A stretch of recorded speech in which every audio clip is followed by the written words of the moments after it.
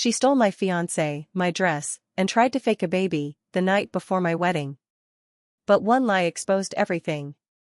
They say betrayal cuts deepest when it comes from blood. But nothing prepared me for the moment my own sister looked me in the eye and said, with a voice sweet as poisoned honey, "I'm pregnant with Shirley's child. I'll be the one walking down the aisle tomorrow, wearing your dress, slipping on your ring." I couldn't breathe. It was the night before my wedding when she showed up, George, 5 years younger, always perfect in our parents' eyes, always the one they rushed to rescue even when she didn't need saving. She stood in my living room with her manicured fingers resting casually on her belly, eyes gleaming with triumph, not guilt. Behind her, our mother's face was tight with controlled pity, and our father didn't even look me in the eye. "Pack your things, Jessica," he said, voice flat. "Shirley needs to do the right thing now. He's going to marry George." Just like that. My parents, who had raised me, who were supposed to walk me down the aisle the next morning, had decided I didn't matter. That this was justice. But something in her story didn't sit right with me. And I'd learned, after a lifetime with George, that her lies were always dressed in just enough truth to slip past the weak. My name is Jessica, and I'm 36 years old. I've since built a life of quiet joy, 2 wild little boys who run circles around me until I collapse on the couch, hair in knots, laughter echoing down the hallway. Their chaos is the kind I welcome. The kind I never had growing up. Because growing up meant surviving George. She was born premature, a tiny blue bundle in the NICU. My parents hovered over her like glass, terrified she'd shatter. I understood their fear, at first. But the fear became obsession. And obsession became favoritism. When she so much as sniffled, they panicked. If she wanted a toy, they bought it. If she wanted my toy, they handed it to her without a glance back. And just like that, I became background noise in my own family. I tried not to hate her. God, I really tried. She was my baby sister. There were nights I held her hand when she had nightmares. Days I walked her to school when she clung to me like a shadow. But love in one direction can grow heavy, especially when the scales are so unbalanced. The first time I truly understood what she was capable of, I was 15. I had saved for months, worked after school scrubbing diner counters and sweeping floors just to buy one thing, a concert ticket. Not just any ticket, the ticket. A front row seat to see my favorite band live. I was giddy, practically vibrating with excitement. Until George found it. "You got one? That's not fair, Ellie. I want to go too." I didn't flinch. "I'd earned this." "You can go when you earn your own," I said, gently. "When you're in high school, maybe get a job like I did." Her face crumpled like paper. She didn't cry, yet. She knew better. She stormed off instead. 10 minutes later, I was summoned to the living room, where she was curled on the couch, sobbing into Mom's chest like the victim of some terrible injustice. "She's being so mean, Mommy. She won't share with me." My father turned to me, his jaw tight. "How can you be so selfish? She's your sister, Jessica. Give her the damn ticket." "I paid for it. I've had plans with my friend for months." His voice turned cold. "You're not going anywhere. Not while your sister is sitting here in tears." And just like that, my dream was gone. George went to the concert. I stayed home, watching the clock tick past the time they would have taken the stage. That night, I cried in silence. Not because of the concert, but because for the first time, I saw what George's tears really meant. They were currency. And I had none to spare. From that point forward, I kept my purchases a secret. If I bought a bag or shoes or even a book, I'd hide it. But she always noticed. One day, I came home with a small black handbag, simple, elegant, mine. George's eyes sparkled the moment she saw it. "Oh, is that new? Did you buy that with your job money?" she asked, voice syrupy. "Yes, but it's not for showing off. Just something practical." "You're so mean, Ellie. I want to show off a new bag to my friends too. When you're older, you'll get a job and buy your own." "Daddy." Her shrill voice pierced the room like a siren. She bolted down the hallway, theatrically stomping her feet as if the ground itself owed her.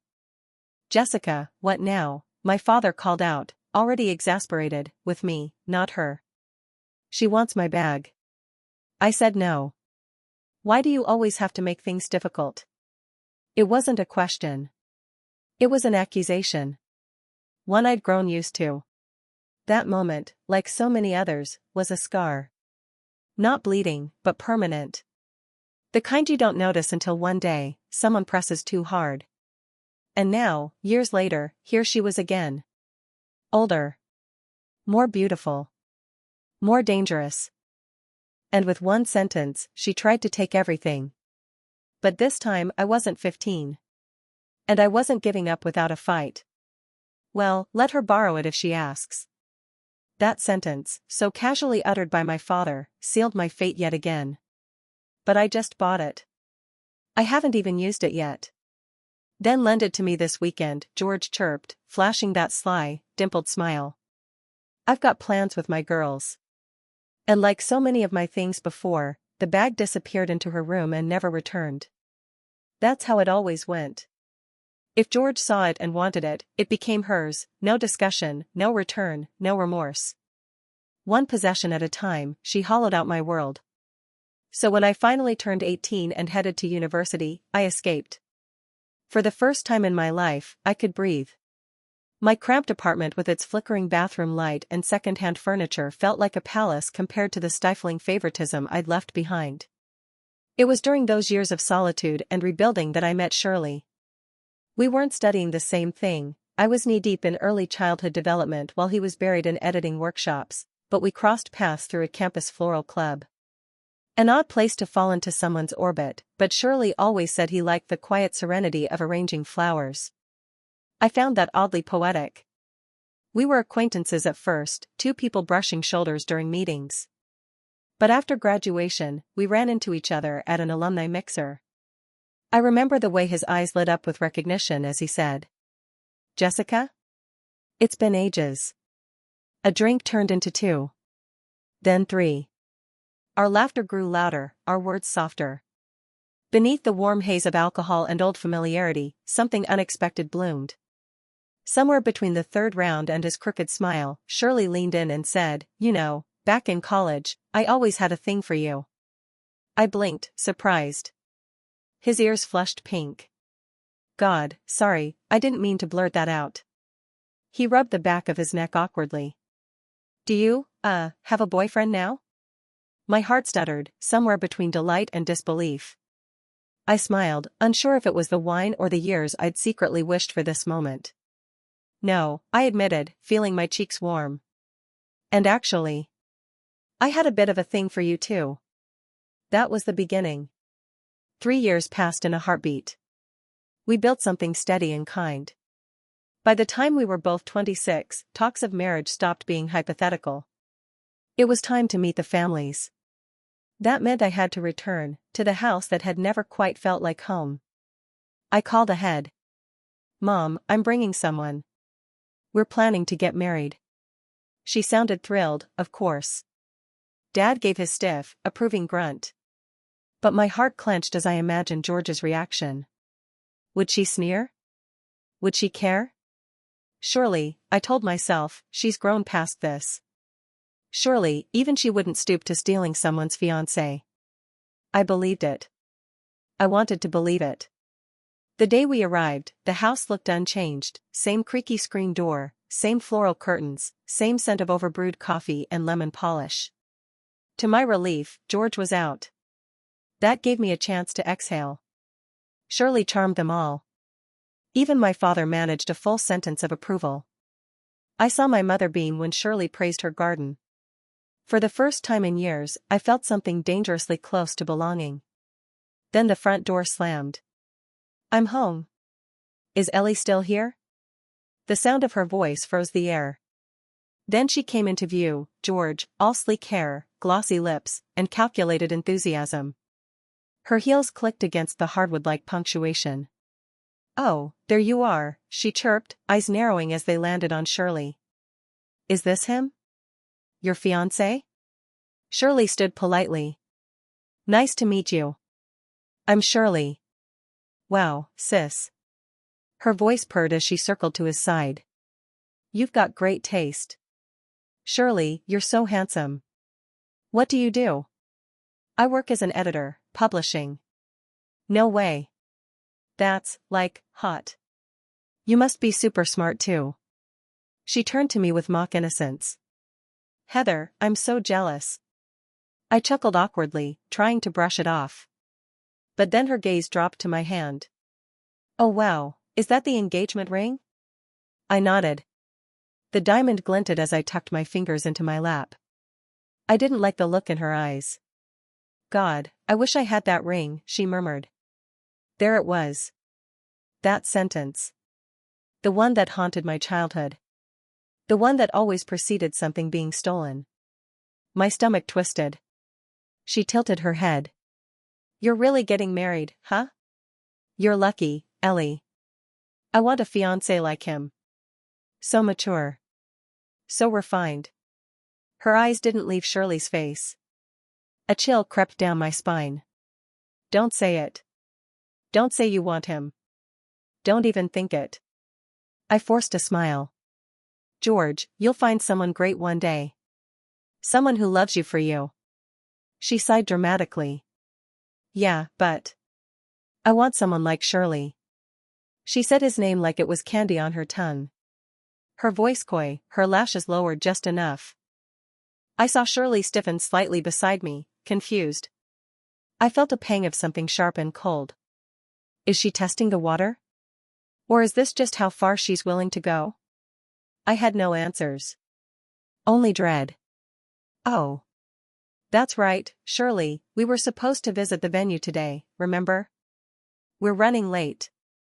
I forced the words out, my voice high and tight, heart hammering. Before anyone could object, I grabbed Shirley's hand and practically dragged him out the door. My parents called something after us, but I wasn't listening. I just needed to get away, from the house, from her, from that look in her eyes. But the escape was short-lived. That night, the messages began. When are you two coming over again? Can I get Shirley's number? I have a question about publishing. And then, hey, what if we all went out together sometime, just the three of us? Each text from George made my stomach churn. I ignored most of them, but that only made her bolder. One Saturday, I opened my door, and there she was. Hey, Elle, she grinned, all teeth. Is Shirley home? My heart stopped. What are you doing here? Oh, I don't know, thought I might get lucky and catch him. She giggled as if this were all some kind of game. It wasn't. It was war. George, I said, shutting the door behind me. Let's not play this game. You know Shirley's my fiancé. She gave a little shrug, like I'd said something irrelevant. I know. But if he spends a little time with me, well, maybe he'll change his mind. People fall out of love all the time, right? Her face was stone. Her voice? I see. You're actually serious, I said quietly. Why not? You always acted like the world owed you something for working harder or being older. But guess what? I fell in love with Shirley the second I saw him. Her expression twisted. And you can't control love, can you?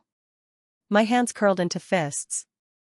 He's not a handbag or a concert ticket, George. He's a person. And he's mine. Not yet. She flung the words over her shoulder as she stormed out, slamming the door hard enough to rattle the windows. I didn't hear from her after that, but silence, I soon learned, was not peace. Days later, Shirley called me from work, his voice tight with confusion. Hey, weird thing just happened. Your sister came to the office. My blood ran cold. She what? She said she was in the area. Tried to grab coffee with me.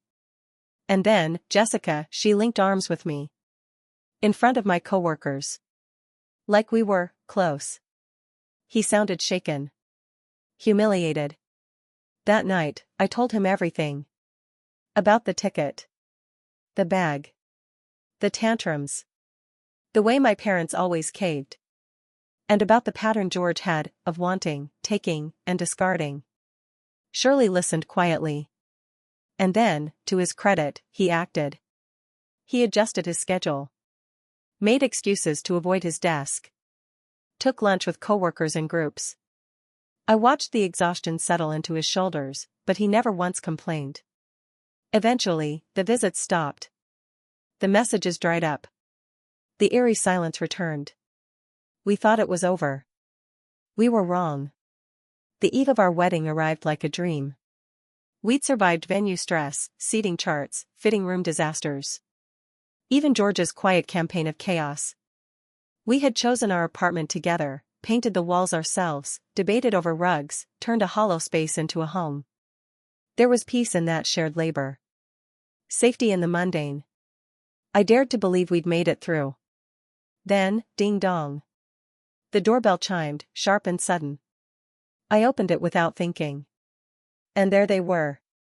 George. My mother. And my father, his expression unreadable. What? What are you all doing here? My father stepped forward, face pale and grim. Is Shirley home? A terrible stillness filled the hallway. Yes, I said slowly. Shirley, could you come here for a second? He emerged from the living room, barefoot, still holding the last page of the speech he'd been editing for our ceremony. Oh, hi, everyone, he said cheerfully. What's going on? My father didn't smile. He didn't even blink. He exploded. You think you can toy with my daughter? Shirley froze. I'm sorry, what? You're marrying Jessica tomorrow. And yet here you are, messing around with George? Did you think we wouldn't find out? Did you think we wouldn't protect our girl? Shirley looked between us, baffled. What are you talking about? George is pregnant, my father bellowed, voice cracking. The room tilted. I turned to George. She looked down at the floor, so quiet, so practiced in innocence. My mother wrung her hands beside her, her mouth trembling as if she were the one betrayed. But then my father said it. The sentence that cracked something deep inside me. Jessica is one thing, but how could you get a young woman like George pregnant? Jessica is one thing. That was it, wasn't it? That was the difference. I turned to Shirley, my throat burning. My eyes asked the question I couldn't say aloud. Did you? Could you? But the horror on his face matched mine. He looked straight at me, his voice shaking. I have no idea what this is. Jessica, I swear, I didn't.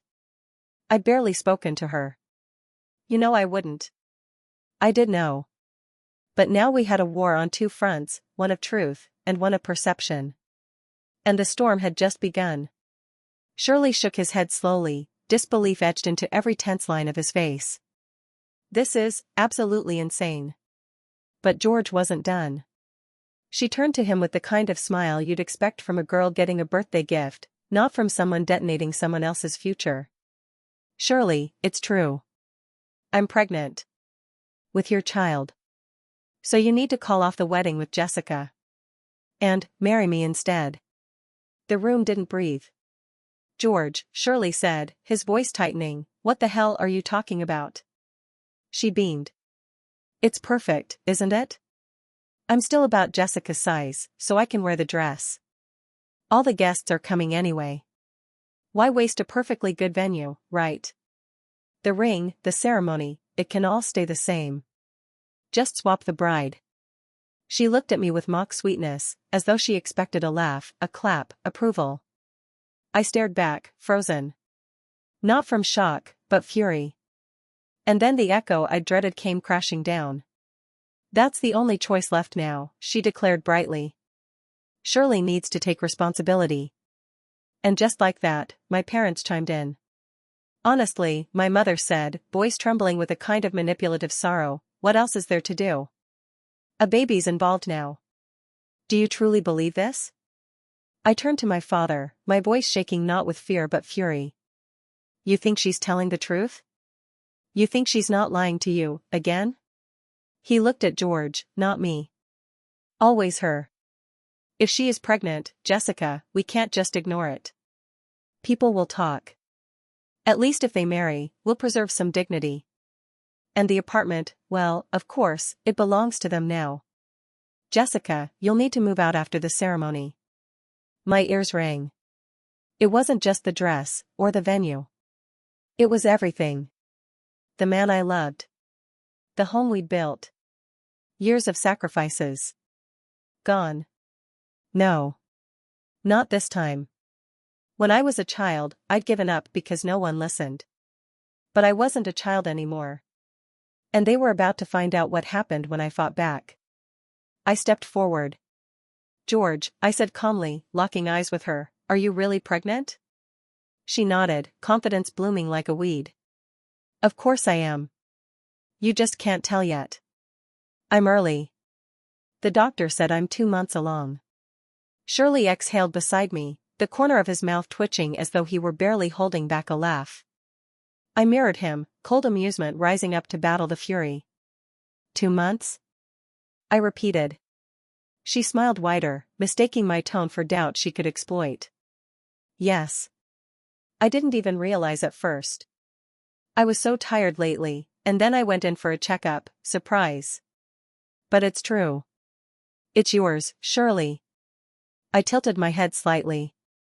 The doctor told you this? Yeah. Clinic downtown. Just last week. I turned to my parents, voice crisp. You hear that? 2 months along. Claimed by the doctor. Which makes this really easy to disprove. My father snorted. You're reaching, Jessica. You just can't stand that she's taking something you want. Again. I laughed softly, dark, sharp. Dad, listen. She says she's 2 months pregnant with Shirley's baby. But here's the problem, 2 months ago, Shirley wasn't even going to the office. Shirley picked up the thread smoothly, tone almost playful. Yeah. I had a back injury. Pinched nerve. I was working from home, flat on my back, mostly, under doctor's orders. Didn't leave the apartment for a solid month and a half. No hotel rendezvous, no office flings. Not even a walk around the block. I turned to George. So tell us again, in front of our parents, when, exactly, did this relationship of yours with Shirley happen? She stiffened, lips parting. Her eyes darted to our father, then back to Shirley. And then, recklessly, unbelievably, she doubled down. It was 2 months ago. You came outside the office to meet me. We had coffee. You said you liked me. And then, we went to a hotel. You have to remember. Even now, she was trying to sell the fantasy.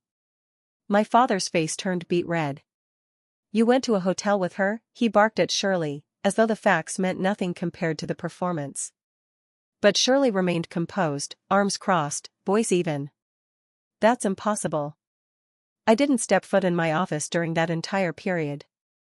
And my company can confirm that. My logins were remote. My managers knew my condition, I had documentation. George opened her mouth, but nothing came out. A beat of silence passed. And then my father tried to pivot. You're lying. We'll investigate. And when we find out the truth. Please do, Shirley interrupted, his tone finally edged with steel. I'm happy to provide all the records. Including the physical therapy receipts. In fact, I encourage it. George paled. The silence in the room became a noose around her neck, pulling tighter with each passing second. My mother said nothing, eyes fixed on the floor, unwilling to confront the daughter she had helped create. And in that moment, I saw it all so clearly. They would never protect me. But I didn't need their protection anymore. Shirley turned to George, an eyebrow raised, his tone almost teasing. So, George, if we really spent that time together, you should remember why I was home that week. What was wrong with me? She blinked, caught off guard. What do you mean? Come on, if we were so close, surely you'd know. Was I sick? Did I have a cold? I couldn't help it, I let out a sharp laugh. The kind that broke the tension like shattered glass. My parents whipped around, visibly agitated. What is going on here? My father snapped, his patience fraying like an old thread. And there it was. The truth, simple and sharp. 2 months ago, Shirley had been injured, badly. He hadn't been to the office. He hadn't even been walking properly. He had been stuck at home, in pain, and under observation.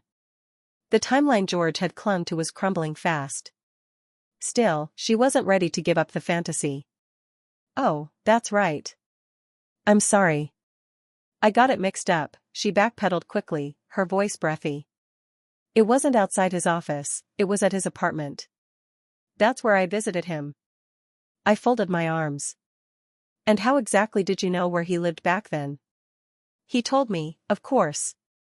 That's how I knew." The desperation in her voice was loud now, no longer veiled. But she didn't get far. "That's impossible," I said coolly. "He couldn't move on his own, let alone host uninvited visitors." She pounced, twisting my words. "That's exactly why I went.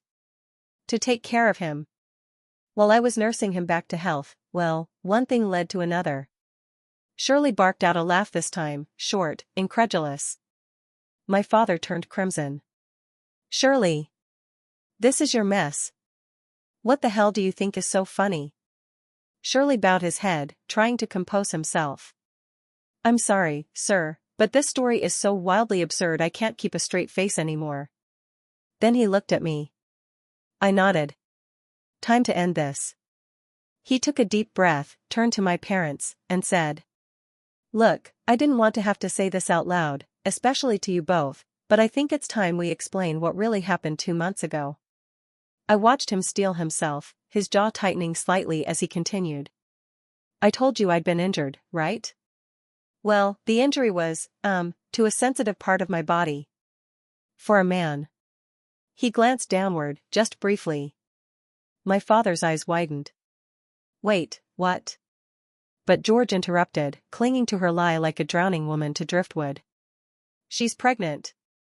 What's going on here?" Shirley ignored her and pushed on. "When we were preparing to move into the new apartment, we were recreating a floral theme for the wedding. You remember I said that Heather and I met in a university flower arrangement club? So we wanted the wedding to reflect that, real flowers, hands-on. During the chaos, I dropped one of those spiked pin holders. I tripped, and I landed directly on it." The room went silent. My father turned a shade paler. "I see. It was bad," I added, trying not to grin. "There was a lot of blood. We even had to call an ambulance." "It was humiliating," Shirley muttered with a sheepish smile. "But medically speaking? I was in no shape to father anything." My mother's mouth twitched. Her shoulders shook. She covered her face, clearly trying not to laugh. But George, still oblivious, or perhaps still committed to the farce, stared at us in confusion. "What are you all talking about?" she asked, voice rising. "What does any of that have to do with my pregnancy?"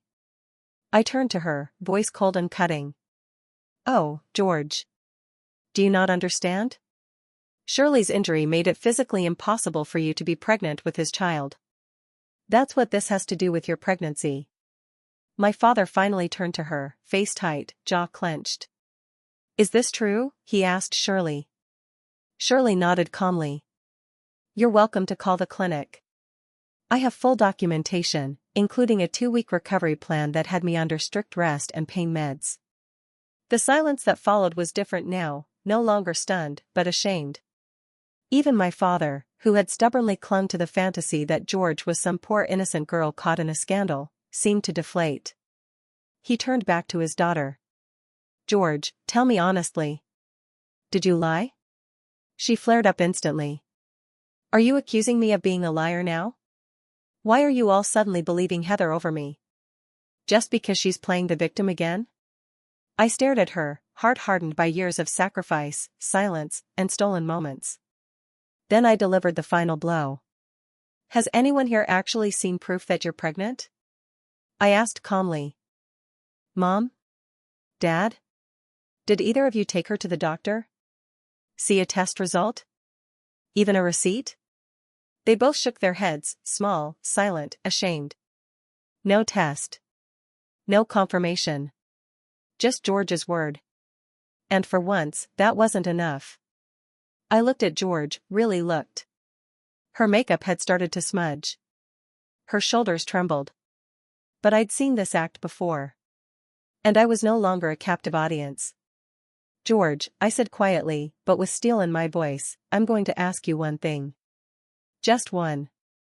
And I want the truth, because if you lie to me again, I don't think I'll ever be able to forgive you. Her eyes flickered. Depending on what you say, I added, glancing at my parents, I don't know how they will feel about you either. She swallowed hard, caught between the wall she built and the collapse she knew was coming. Tell me the truth. Is there a pregnancy? And if there is, whose child is it? The room held its breath. George's lips parted, and her whole face crumbled. Tears filled her eyes, not from grief, but the bitter sting of exposure. I'm sorry, she whispered. I lied. I'm not pregnant. There it was. I thought if I said I was, I could make Shirley mine. If no one caught on, then maybe I could have everything you do. Her voice cracked. The ring. The attention. The life you're building. I was so jealous. I thought I could fake it, and later just say it was a mistake, and maybe no one would hate me for it. For a long moment, no one spoke. And then, for the first time in my entire life, I heard my father shout at her. George. What in God's name were you thinking? She broke down completely, sobbing into her hands. Her cries were loud and feral, the kind that come when reality finally breaks through fantasy. Even my mother, who'd always rushed to soothe her, stood frozen. Shirley reached for my hand. I held it tightly. My parents, stunned and ashamed, gathered her up and led her out of our apartment. George's sobs echoed down the hall as they carried her home. The next morning, we married. Despite everything, the sun rose on our day. My dress shimmered, my flowers bloomed, and Shirley, solid and steady, waited at the end of the aisle. George didn't come. My parents did, though they looked hollow, haunted by the chaos they'd allowed to flourish for years. After the ceremony, my mother confessed softly. She didn't sleep. She screamed all night. Tore up her room. We were afraid the neighbors might call the police. In the end, she passed out from exhaustion. And yet, in the soft golden light of our vows, none of that mattered anymore. I married the man who stood by me. Who never wavered. Who never looked at anyone else. But George didn't vanish quietly. In the weeks that followed, she shut herself away, refusing to leave her room. She dropped out of college. Stopped answering messages. Stopped bathing. Come on, George, my father had tried through the door. You've been in there for days. At least come out and eat. No, she shrieked from the other side. You're just going to scold me again. If that's the case, I'll never come out. The princess they'd once raised couldn't handle the weight of a single consequence. My parents, visibly unraveling, came to me weeks later, eyes tired, faces drawn. Jessica, please, my mother said. Can you try talking to her? Maybe, bring Shirley. She always liked him. I agreed, against my better judgment. Not out of duty to George, but perhaps out of compassion for the child I used to love, before she grew into someone who tried to take my life from me. So we went. We stood outside her door. I knocked gently. George? It's Jessica. I brought Shirley. We just wanted to check on you. Silence. I turned to leave, resigned. Then, a scream. Piercing. Wordless. Shirley stumbled backward from the hallway, pale as chalk. Shirley? What happened? I just came out of the bathroom and saw something. She looked like that ghost from The Ring, you know, with the hair and the... There she stood. Disheveled. Sun-starved. Hair hanging in thick, greasy curtains over her face. A long white nightgown clung to her frame. Her eyes, when they peeked through, were wild and unfocused. She looked like a specter. Like guilt made flesh. I burst out laughing, too shocked to stop myself. Calling me Sadako is so mean. George wailed, her voice hoarse from days of crying. Her skin was pale and cracked from neglect. Her breath had a bitter edge to it. Her hands clutched the fabric of her gown like a child needing comfort. My parents appeared seconds later. My father's face fell. George, you're finally out. But, honey, you smell awful. Please, go take a shower. Her mouth fell open. You just called me dirty. You think I'm disgusting? That's it. My life is over. No, that's not what I meant, he stammered. Look, you'll feel better after a bath. Please, just, go clean up. Eventually, my mother had to step in, gently guiding her back inside. The next day, George left home. No explanation. Just packed a bag and vanished.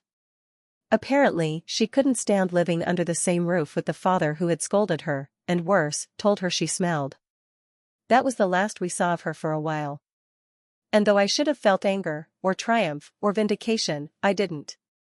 I just felt tired. Because no matter how long it took, truth always drags itself into the light. And when it does, no lie, not even the prettiest, can stand beside it for long. But before she disappeared, George made one last demand. It's your fault I'm leaving, she snapped, bag slung over both shoulders, defiance still smudged with mascara tears. So give me money. And my parents, guilt-ridden, tangled in the wreckage of years spent cushioning her every fall, did exactly that. They handed her a stack of cash and let her go. For a while, she vanished. But as soon as the money dried up, the phone calls began. First, they came to my mother. Pleading, pitiful, manipulative. Then to my father, shorter, sharper, more desperate. He tolerated it at first. Perhaps he believed she just needed time to adjust. But George wasn't trying to adjust, she was spiraling. Instead of working, she used their support to indulge herself, spa visits, clothes she couldn't afford, drinks poured into late-night escapism. And when that wasn't enough, she started borrowing. Or rather, charging. By the time the debt collectors showed up on my parents' doorstep, she had accumulated several $100,000 in credit card debt, spread across multiple accounts. Everything was exposed. My father snapped. If you're old enough to live on your own, you're old enough to work for a living. And with that, he cut her off completely. No more allowances. No more excuses. No more George. When she finally called me, her voice quivered with the familiar note of performance. Big sis, help me. Please. I didn't hesitate. You're an adult now, George. It's time to take care of yourself. And I hung up. That was the last time I heard her voice. She vanished again, swallowed up by the very storm she'd created. Occasionally, whispers trickled back through town, stories from teenagers, sightings passed around like urban legends. She's like a real-life Sadako, someone once said, half laughing, half scared. Some claim she roams the streets late at night, hair wild, muttering to herself about her evil sister. Others say she's holed up with a man she met online, leeching off yet another lifeline. I don't know what's true. I don't care. I've closed that chapter. Because my life, my real life, began after hers ended. The year we got married, I found out I was pregnant. A healthy, perfect baby boy came into the world months later. For years after that, we welcomed another, a wild little soul who never stops running. And now, I'm the mother of two whirlwind sons who fill every corner of my life with joy, exhaustion, and meaning. Shirley, once so worried he might never become a father due to his injury, is now a doting dad and editor-in-chief of a respected magazine. He spends his weekdays making deadlines, and his weekends chasing soccer balls across muddy fields with our boys. Mom. Kick it, one of them shouts from across the park. Coming. I laugh, rising from the bench, brushing grass from my jeans. Ready or not? Shirley's watching, arms folded, eyes narrowed in mock panic. Slow down. Don't trip, watch your step. He's always the cautious one. I'm the wind at their backs. Together, we keep balance. From the outside, our life probably looks chaotic. Maybe even ordinary. But it's mine. Every messy, noisy, love-soaked moment of it is mine. Sometimes Shirley brings it up, the wedding that almost wasn't.